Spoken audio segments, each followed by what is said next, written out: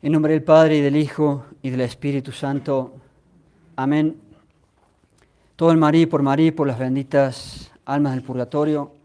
La fiesta de Corpus Christi, una de las fiestas de precepto, de guarda en la Santa Iglesia Católica. Si yo no voy a misa pudiendo ir, es un pecado mortal. Y los felicito realmente a todos los fieles.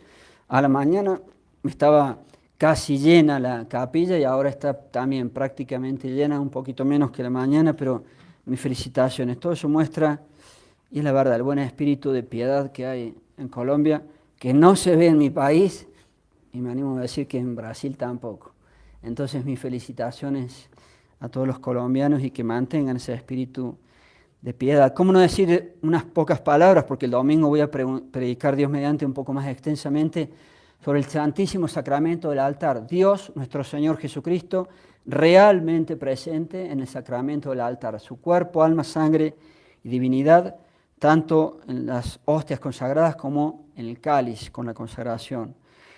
Son esas realidades que solamente tenemos los católicos y que, como más de una vez decimos, nos tienen que llenar de dicha, porque es la única religión verdadera, la única religión de Dios y por lo tanto la única que tiene estos grandísimos dones, tener presente a Dios en nuestros tabernáculos hasta el final de los tiempos.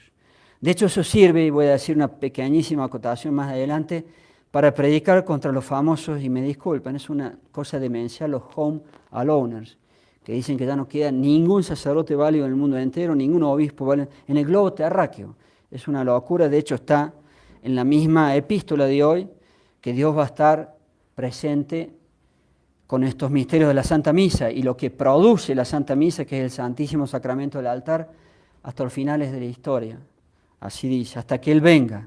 Inclusive hay una interpretación especial de ese hasta qué. Por ahí tenemos sacerdotes y obispos que renueven el santo sacrificio de la misa, gracias al cual se produce el santo sacramento del altar, la fiesta de Corpus Christi hoy, hasta que Él venga. Ya lo recalcaré y era la epístola de hoy. Quiero predicar, si me permiten, espero no extenderme tanto, porque quiero predicar de dos temas en realidad. Corpus Christi y San Fernando. Porque es la fiesta de San Fernando, se da la casualidad y la alegría que es mi patrono. Entonces quisiera decir algunas palabras de Corpus Christi, que es lo más importante, Dios, Jesucristo, y algunas pocas más de San Fernando. En cuanto a Corpus Christi, algunas enseñanzas tomadas de la Sagrada Escritura. En los tres sinópticos, cuando se narra la institución de la Santa Misa y de la forma de la consagración del cuerpo, las alusiones, después quedó especificada por la Santa Iglesia Católica por la tradición de San Pedro. Pero cuando se dan las alusiones a Cristo celebrando la primera misa y las palabras para el cuerpo y las palabras para la sangre, tenemos, por lo menos en los tres sinópticos, en San Mateo, en San Marcos y en San Lucas, algunas enseñanzas muy interesantes, todos ellos bien traducidos, y muchas veces en los misales hay una imperfección allí en la traducción, porque respecto al cuerpo, viendo la Biblia, en la edición oficial de la Santa Iglesia Católica, en la Vulgata, dice, esto es mi cuerpo. Está el pronombre que en nuestra hermosa lengua, el español de nuestra amada Madre Patria de España, tenemos, gracias a Dios, algunos pocos palabras, nombres, o en este caso un pronombre, neutros, que en otras lenguas no lo tienen. Por ejemplo, hablando con los seminaristas, en portugués no lo tienen, en inglés no lo tienen, y tienen que usar ahí un masculino. Pero cuando ustedes ven en los misales, que hay muchos errores tristemente en las traducciones al español, que ponen, este es mi cuerpo, está mal traducido, ya que nuestra lengua permite allí un pronombre neutro, y en los tres sinópticos está en latín hoc. Algunos quieren justificarlo por corpus, pero no, es realmente un neutro porque expresa mucho más perfecta el cambio de la transustanciación que se hace a nivel de la sustancia. Y los tres sinópticos tienen, esto es mi cuerpo, esto es mi cuerpo, esto es mi cuerpo. En lenguas como el inglés, como el portugués, tienen que poner allí, este es mi cuerpo. This is my body. Este es mi cuerpo. Entonces, bendito sea Dios que tenemos la riqueza en nuestro idioma que expresa más perfectamente el cambio de la sustancia, la transustanciación, la conversión del pan en el cuerpo de Dios, nuestro Señor Jesucristo. Y en estos mismos tres sinópticos en dos de ellos, perdón, en San Mateo y en San Marcos, un poquito más adelante cuando se habla de la consagración del cáliz para la sangre de Dios, nuestro Señor Jesucristo dice, será derramada por muchos, San Mateo, pro multis, San Marcos, derramada por muchos, pro multis. Y la falsa iglesia moderna en todas estas herejías y en ese mundo no católico que han inventado, porque tristísimamente la falsa iglesia moderna del Concilio Vaticano II no es el catolicismo. Tristemente eso no es el catolicismo. Entre las herejías y errores que se inventan, quitaron, muchos de ustedes lo saben o lo recordarán, el por muchos, el pro multis, y pusieron por todos. Porque falsamente predican la herejía de que todo el mundo se salva, pero caramba, si todo el mundo se salva, ¿para qué esforzarme en ser virtuoso? ¿Para qué esforzarme en hacer acciones buenas? ¿Para qué esforzarme en no pecar, en no mentir, en no hacer actos de impureza, en no traicionar el matrimonio, en no robar, etcétera, etcétera, etcétera? Lo cual es un absurdo. Hasta un niñito con su formación más elemental católica sabe que se salva el que cumple con Dios, y el que no cumple con Dios, el que se muere al menos con un solo pecado mortal, al menos con uno. Es gravísimo el tema, respecto del cual no se arrepienta, respecto de ese pecado mortal, por lo menos uno que no se arrepiente, si muere así, condenación para toda la eternidad. Y esta falsa iglesia moderna sostiene falsamente o pretende sostener que no es catolicismo la salvación de todos. Entonces, allí quitaron el pro multis y pusieron por todos. Después hicieron allí alguna trampa que no voy a hacer alusión hoy, pero de cualquier manera es el espíritu de esta falsa iglesia moderna del Concilio Vaticano II. Dicho sea de paso, Juan Pablo II, todos estos falsos papas que padecemos, sostiene por lo menos en 3 documentos y en uno de ellos en forma muy explícita que por la encarnación y por la redención todos están salvados. Todos están, y es falso, lo sabemos, es lo más básico de nuestra religión. El que no cumpla con Dios será condenado. Si uno muere con un pecado mortal o más, respecto del cual no se arrepintió o no se confesó. Entonces, bien dicho, en 2 de los sinópticos, vuelvo a repetir, San Mateo y San Marcos, ahí dice la sangre de Dios, nuestro Señor Jesucristo, derramada por muchos, porque muchos se van a salvar, pero no todos. Tristemente, no todos. Contra esta falsa iglesia moderna. Y una segunda enseñanza tercera, de la Sagrada Escritura, tomada de la Sagrada Escritura, la primera misa de la historia. La primera misa de la historia fue celebrada por Dios, nuestro Señor Jesucristo, el primer jueves santo de la historia, y toda esta falsa moderna aprovecha ahí a sembrar confusión y pretender que la misa es la cena del Señor. Eso es una herejía de cabo a rabo. Es insoportable oír una cosa así. Ustedes como católicos tendrían que erizarse y molestarse hasta el sonido del oído cuando escuchan que la misa es la cena del Señor. La misa no es la cena del Señor, la misa es el sacrificio de la cruz. El mismo sacrificio de la cruz, incruentamente renovado en el altar, hasta numéricamente el mismo. No es hacer 2 veces el mismo sacrificio, es hacer el mismo que ya ocurrió. Es un misterio de la fe, es algo atemporal. Eso es la Santa Misa, el mismo sacrificio de la cruz. Y esta falsa iglesia moderna, que no es católica, vuelvo a repetir, allí inventa, igual que las sectas de la herejía protestante, que la misa es la cena del Señor. Y se aprovecha del equívoco o intenta sembrar el equívoco con la cuestión fáctica de que la primera misa de la historia fue celebrada el primer jueves santo de la historia, cuando también fue la cena, pero la misa no es la cena. Y para la misa de Corpus Christi, la Santa Iglesia Católica ha querido poner el fragmento de San Pablo. Hay que acordarse de memoria esos capítulos claves para luchar contra la falsa iglesia moderna y para luchar contra los protestantes, contra la secta de la herejía de los protestantes. Primero a los Corintios, el capítulo 11, nunca olviden, el capítulo 11. Allí dice clarísimamente el texto en latín que Cristo postquam cenavit, después de que cenó, tomó el cáliz, etcétera, etcétera, etcétera. Después de que cenó. Primero fue la cena y después se realizó la primera misa de la historia. La misa no es la cena, es el santo sacrificio del Calvario renovado a nuestros altares. Allí tienen dos enseñanzas importantísimas, y detrás de estas cosas que decimos y que padecemos con esta falsa iglesia creada con el Concilio Vaticano II, ya saben cuál fue la definición oficial, muchas veces se las hemos transmitido, de Pablo VI, cuando inventa esta misa moderna, que no es misa, que tiene problemas de invalidez, que no es sacrificio. La pura definición de la falsa iglesia moderna, de eso que inventaron llamado misa moderna o Novus Ordo Missae, curiosamente coincide con las siglas del Nuevo Orden Mundial, no sé si es una pura coincidencia, N.O.M. Novus, Nuevo Orden Mundial, Novus Ordo Missae. No sé si es una coincidencia, sabrá Dios. Fuera de ello, la definición oficial, la cena del Señor o misa. Así empieza. No alcanza a empezar la definición, ya dicen una herejía. Porque eso que inventaron no es la misa, no es la misa católica, no es nuestra misa. La cena del Señor o misa es la sagrada sinaxis de los fieles bajo la presidencia del sacerdote.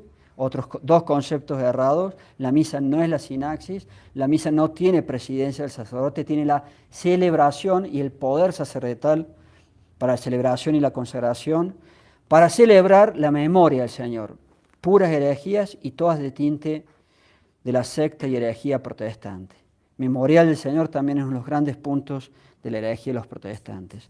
Para esta misa la Iglesia Católica pone entonces el fragmento de San Pablo, donde se nos enseña que la primera misa de la historia fue después de la cena, postquam cenabit, después de que cenó. Y sabemos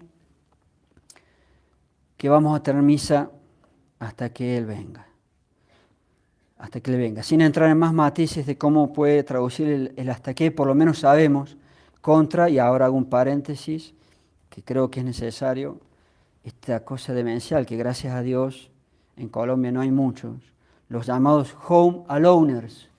Ya lo dijimos en algunos mensajes del WhatsApp, ¿qué son los home aloners? Como dice la palabra, que es hasta un poquito irónica y cómica en inglés, los que están solos en la casa, home aloners, los solos en la casa. ¿Qué dicen? Que es gravísimo, me animo a decir, es una herejía, y si son conscientes les va a valer la condenación eterna, les va a valer la condenación eterna, si son conscientes del daño que hacen. Sostienen delirantemente, no sé ni qué palabras usar, que en todo globo terráqueo no existe ni un sacerdote más, ni un obispo más válido, después de la muerte de Pío XII, en 1958, porque ya no hay jurisdicción. Primero, el argumento de la jurisdicción es bastante discutible, porque está la jurisdicción de suplencia, que siempre en las leyes mismas de la Iglesia ha sido contemplada.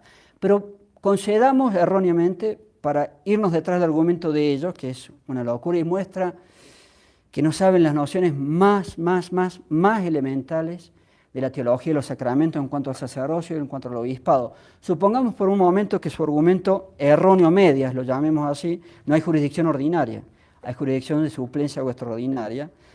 Pongamos por caso, para destruir su argumento, que no hubiera jurisdicción. La jurisdicción no tiene absolutamente nada que ver, es de lo más básico que se estudia en la teología y los sacramentos, no tiene absolutamente nada que ver con la validez del sacerdocio y con la validez del obispado. Nada que ver con la validez. O sea, que muestra una ignorancia supina, se ponen a decir estas barbaridades con consecuencias gravísimas. Deciden los home aloners, o los solos en la casa: nunca más voy a recibir la Santa Comunión, nunca más me voy a confesar, nunca más iré a una misa. Si tengo mi mamá ancianita, uno de los casos que conocí, tiene una mamá ancianita, mi mamá, cuando esté por morir, no va a recibir los santos óleos. Gravísimo, no grave, gravísimo, no grave. Y encima por un argumento que muestra una ignorancia de las cuestiones más básicas de la teología católica sobre la validez del sacerdocio y la validez del obispado. Depende de materia, forma e intención. La jurisdicción no tiene nada que ver allí con la validez. Y en esta epístola de Corpus Christi la Iglesia pone: cuantas veces comáis este pan y bebáis este cáliz, anunciaréis la muerte del Señor hasta que Él venga. Hasta que Él venga. Hasta que Él venga, la Santa Misa. Los home aloners dicen, desde 1958 no existe nunca más una misa, son todas inválidas, todos los sacerdotes son inválidos. Hay pocos, es cierto, nos ha destruido la iglesia falsa del Concilio Vaticano II, pero hay que decir que no queda uno desde 1958 en todo el globo terráqueo, ni ningún obispo, habrá pocos, pero hay, gravísimo, las consecuencias prácticas que asumen. En fin, creo que se presta porque justo en la misa de Corpus Christi la Iglesia Católica puso este fragmento donde dice de la Santa Misa para anunciar la muerte del Señor hasta que Él venga, literalmente hasta que Él venga. Ya ahí les di algunas pinceladas de Corpus Christi y ahora supongo que Dios me dará licencia desde el cielo para decir 2 palabras de mi patrono, porque fue un grandísimo santo del siglo más glorioso de la Edad Media, que fue lo máximo con defectos, pero fue lo máximo que conseguimos hacer los seres humanos aquí en la tierra, ya lo saben.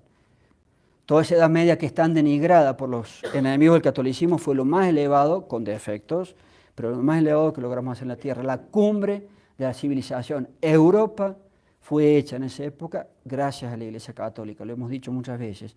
Nosotros los católicos, la Iglesia Católica hizo a Europa. Lo más grande que llegó a ser en esa época, hoy totalmente decadente y apóstata, pero en esa época lo más grande que llegó el ser humano, en el orden de Dios, en el orden de la cultura. La cultura del occidente la hizo la Iglesia Católica, Europa fue hecha por la Iglesia Católica. 10 siglos de una cristiandad, cuando a Dios se le daba el único lugar que a él le corresponde, el número 1, el centro de la sociedad. Para la vida social, o de los reinos, países, hoy diríamos estados, para la vida familiar y para la vida individual, como corresponde. Y nunca llegamos, todas las universidades más prestigiosas del mundo nacieron en esta época. No, pero la iglesia es oscurantista, sí, muy oscurantista. La Sorbona, Cambridge, la Universidad de Padua, la Universidad de Bolonia, la Universidad de Salamanca, sí, mucho oscurantismo. Todas las más prestigiosas universidades del mundo entero han nacido en esta época. Por dar un ejemplo, ni hablemos de las obras de arte. Y en esa época nace San Fernando en el siglo de oro, donde fue la cumbre total de esos 10 siglos, el siglo de los grandes santos, San Francisco de Asís, Santo Domingo Guzmán, Santo Tomás de Aquino, San Pedro de Verona, San Raimundo de Peñafort, San Pedro Nolasco, San Antonio, San Buenaventura, el Papa San Celestino, el Papa Inocencio III, que no está canonizado, pero fue un grandísimo Papa de esa misma época. Y para el orden de nuestro patrono, San Fernando, gobernando de España, y su primo hermano, ya lo saben, San Luis, rey de Francia. Al mismo tiempo, las 2 naciones más importantes de la cumbre de la humanidad, ambas gobernadas por santos y por primos hermanos. Mejor imposible, las mamás eran hermanas. La mamá de San Fernando, doña Berenguela, y la mamá de San Luis IX de Francia, Blanca de Castilla. Blanca de Castilla, entre paréntesis, acá hay varias madres y otras podrán estar viendo, esas eran mamás católicas que educaban de verdad a sus hijos. Y por eso los sacaban santos. Hijo, prefiero verte muerto antes de saber que has cometido un pecado mortal. Muerto prefiero verte. Salió santo San Luis, rey de Francia. Y las mamás, ¿cuántas veces acolitan, apañan y hasta justifican pecados gravísimos de sus hijos y de sus hijas? Pase mi hijito con su novia a dormir en el cuarto. Sí. La agarra Blanca de Castilla en la otra vida y la parte por la mitad, una mamá que hace eso. Hijo, prefiero verte muerto antes de que cometas un pecado mortal. Pero eso es el primo de mi patrono. Y mi patrono tenía sin duda esa misma estirpe y esa misma sangre de una Blanca de Castilla y de doña Berenguela, hermanas entre sí. El bien, imagínense las 2 potencias de la época gobernadas por 2 santos y primos hermanos. Como si dijéramos hoy en día Estados Unidos y Rusia gobernados cada uno por un santo. Imagínense el bien que se puede hacer. El bien sin límites casi, que se puede hacer cuando un país está gobernado por un santo. Y acá los 2 países más importantes de la época, podremos decir, junto tal vez con el Imperio Germánico en Europa. San Fernando, otras enseñanzas, la malditísima anticoncepción, la malditísima planificación, el malditísimo aborto, asesinar bebitos. San Fernando, ¿cómo era? Una de sus biografías dice 13 hijos, 13. no, no tengo hijos porque soy pobre. ¿Y tú? No, yo no tengo hijos porque soy rico. Al final, ni el rico ni el pobre. Para el caso de la excusa de la pobreza es una mentira y no excusa nada ante Dios. El pobre aquí en Colombia y en el mundo entero no tiene hijos porque es pobre y el rico no tiene hijos porque es rico tampoco. Nadie tiene hijos. Un hijo, 2 hijos. Una vergüenza. ¿A costa de qué? De 7.000 pecados, dejando matrimonios manchadísimos, no manchados. Pues en esta época los ricos y los pobres sí tenían muchos hijos, como fuimos los católicos, y no hasta 300 años atrás, hasta 34 años atrás, 40 años atrás. La maldita década de los 60 fue la que tiró todo por la borda. Ahí inventaron la falsa iglesia del Concilio Vaticano II, ahí difundieron al máximo los anticonceptivos para la planificación. La década de los Beatles, los malditos Beatles. La década de la píldora, para poder tener desorden sin consecuencias. Pues bien, San Fernando no pensaba de la misma manera. Una de sus biografías, 13 hijos. Otra de sus biografías, 15 hijos. Ojalá tenga razón la que dice 15. Me queda más simpático que tenga 15. Mi patrono, familia numerosa, como éramos los católicos hasta hace muy poco. No hasta la época de San Fernando, hasta la maldita década de los 60. Y de la mano con la anticoncepción y la planificación, aborto, como si nada, asesino bebitos, asesino mi propio bebito, sin problema. Total, ahora tengo la facilidad de las famosas píldoras post-day, la post-day, el día después, la píldora del día después. Un católico de verdad sabe cómo tiene que empezar con esas cosas, y el que está llamado para la vida matrimonial, como mi patrono, lucha el combate católico entre tantas cosas, teniendo toneladas de niños. Así debe ser un católico. Y si no queremos tomar la molestia de estar pendientes con esas píldoras o inyecciones, o el yadel o pila en el brazo, o lo que sea, tantas cosas que vienen para otros niños, las esterilizaciones. Estoy esterilizado, como si nada, o estoy esterilizada, como si nada. Cortarse una parte del cuerpo que Dios nos dio sano para no tener niños. Vergonzoso. San Fernando, 13 o 15 niños. Vuelvo a decir, ojalá que sea correcta la fuente que dice 15. Más gloria para él. Las mujeres Pomeroy, cuando hacen estas operaciones para cortar partes de su cuerpo para estar estéril, los varones cuando hacen lo mismo, cortando partes de su cuerpo para estar estéril, vasectomía, una vergüenza. Y no podemos explicar toda una prédica, pero para que Dios perdone hay que operarse por segunda vez y arreglarse el cuerpo. Lindo problema. Gratis en Colombia. Lo malo, pagando 8 millones de pesos, porque no cubre, el servicio médico cubre lo malo en Colombia, pero no cubre el arrepentimiento de lo malo. Cualquier cosa, si hay algunas dudas, consulten en privado, en confesiones, porque no se puede decir todo en las prédicas. También otro dato interesantísimo de mi patrono, su cuerpo está incorrupto hace tan solo 800 años. ¿Dónde está? En la Catedral de Sevilla. Y yo tuve la dicha de estar ahí, rezando junto a su tumba. Tiene ahí la capilla real donde están tumbas de varios. San Alfonso, el sabio, perdón, no era San Alfonso, Alfonso X, no está canonizado, el sabio, era hijo de San Fernando, también está allí, en otra tumba. Hay varios personajes de la realeza española sepultados allí, en la capilla real de la Catedral de Sevilla. Y tuve la dicha de poder rezar a los pies de mi patrono en su tumba. Hace 800 años incorrupto. Otro de los hitos, conquistó casi toda España, que estaba en manos de los musulmanes. Pero, Monseñor, ¿cómo va a estar matando gente? Son cosas durísimas, pero a veces hay guerras justas y hay que saber luchar por el catolicismo. Él recuperó casi toda España y se hizo santo en la guerra. Desde los 15 años, si mal no recuerdo, empezó a batallar hasta que murió muy joven, a los 53. Planeaba la invasión de África para quitar por lo menos las costas enfrente de España, de manos de los musulmanes también, y murió cuando estaba planeando esas cosas. Recuperó casi toda España como la conocemos hoy. Quedó solamente un reducto musulmán, Granada. que fue recuperado por los reyes católicos 200 años después.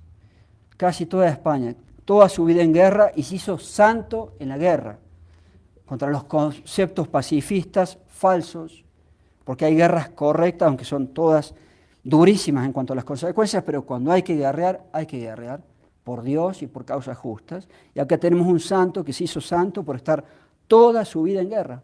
Así fue la vida de San Fernando. Conquistó Córdoba, conquistó Sevilla, que estaba en manos de los musulmanes, y la hizo capital de su reino, y él está enterrado allí. Conquistó Jaén, conquistó Murcia, y todo lo hacía principalmente en honor a Dios y a la Virgen, para que se expanda el catolicismo en esas tierras que estaban ocupadas por los musulmanes. Como buen hombre de fe, ayudaba a la construcción de catedrales, y dos en particular son hermosísimas, y él ayudó a la construcción. La Catedral de Burgos, que también tuve la suerte de estar, es una hermosura del arte gótico, hermosísima. Se estudia en los libros de historia del arte, la Catedral de Burgos, para que se den cuenta de cuánto es la hermosura.